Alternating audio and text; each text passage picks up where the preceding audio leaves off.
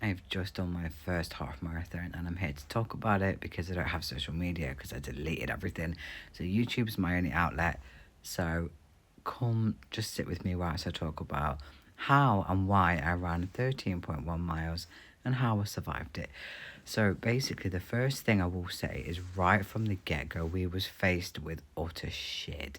The route had changed due to the bad weather. So not only did we have double the incline than what we anticipated for, because we study the route and make sure we're training for that route, right? So we had double the incline right off the bat that we didn't know about. Not only that, we had severe weather, which we kind of had a feeling about. We knew that was gonna have some shit weather. But when I tell you the gods were against us, right? We had that much mud and that much rain throughout the whole thing. The mud was coming up to my, like, right past my ankles. So our trainers were getting submerged in mud. But I was trying to run in that uphill. We was trying to run up that uphill whilst being stuck in mud. We didn't run up it, by the way. We're not crazy. We walked. But it was insane. The only pathway that we had, like, to go further, to go into the course was completely flooded with water. So we had to run through, again, water that came right up past our ankles, which doesn't sound like a lot. But when you're doing that consistently and having to face that consistently for 13 miles, it has a toll, it does have a toll. It was so wet that I could literally wring out the sleeves of my running jacket, and we had to run through it. You can't just stop mid-race, Well, you can, of course, but I wasn't going to. I was there for a reason, to do my first half marathon, and I was not going to leave without doing it. So right off the bat, we faced with difficult situations. It was a trail run as well, part trail, part like path. So it was really difficult, and on top of all that, like, was running through like fucking forests and shit. You know what I mean? It was difficult. A lot of it was uphill. And not only that, I had a chest infection as well that I'm currently battling. So trying to do a 13-mile run with a chest infection with severe weather and terrible like footing, it was just diabolical. But that being said, it was one of my greatest races I've ever done. And the reason why is because it went so damn fast. Before you know it, I was on like, what, a mile, right? And then my brother was like, hey, yes, my brother was like, hey, we're on like 10K, which is 6 miles. I was like, fuck off, are we? And it was like, no, seriously, like, we've done 6 miles already. And when I tell you, we was running for a total of 3 hours, and it felt like I was running for an hour. Do you know what I mean? And 3 hours might sound like a lot for a 13-mile run to experienced runners, but we was faced with so much right from the get-go, So to be honest, we did really good. And it was my first, I mean? I walked up quite a few of the hills because I wasn't anticipating so many.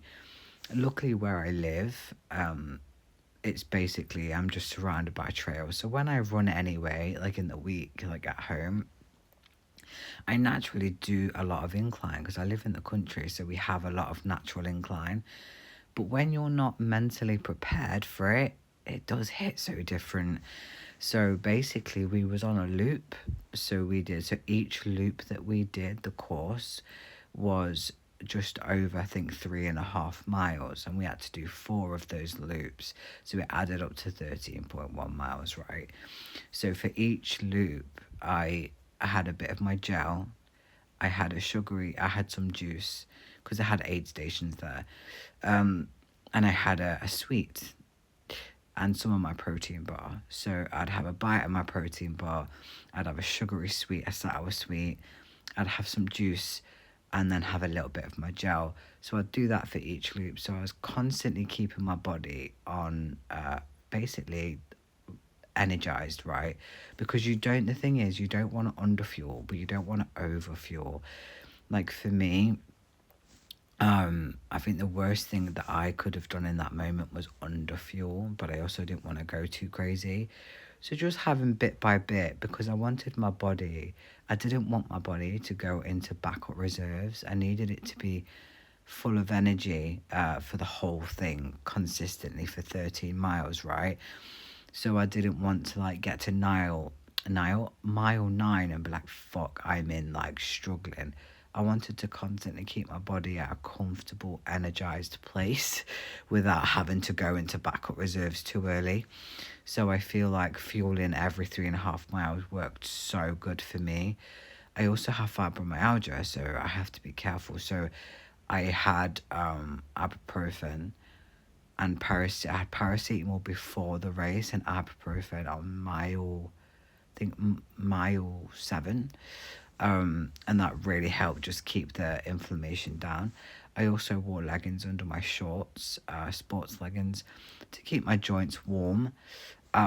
Wearing running leggings under my shorts saved that race for me, because it was fucking the weather was horrendous. It was raining so hard, and I think I went really hard on myself. Like, bro, like, I had to stop so much, and it was like, I won't be funny, but you've just run in conditions that not really meant to run in. Like, you did a trail run, a 13-mile trail run in mud up to past your ankles. You got a chest infection. You've done fucking incredible.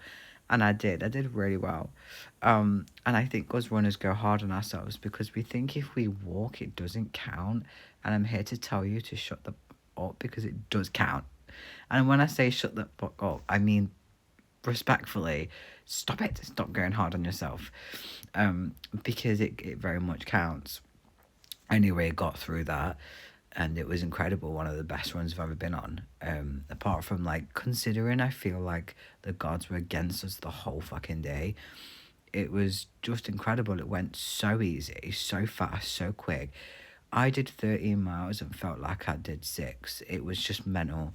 So I am actually planning another 13-mile run, which will be hopefully at the end of this week. I need to give my body time to rest, because resting is also training, just to let you know. Give your body time. You've just put it through its paces. It needs to recover. So that's why I highly suggest protein and carbs after. Really give your muscles some food. But anyway, it went really amazing. So I'm excited for my next big run, which I will be incorporating more. I'm also getting a bike because I'm planning on training for a triathlon, and a big one as well. So yeah. Anyway, I just wanted to talk about it. It was really good. And if you have any questions, I'll try my best to answer the best way I can. So yeah. Anyway, good night.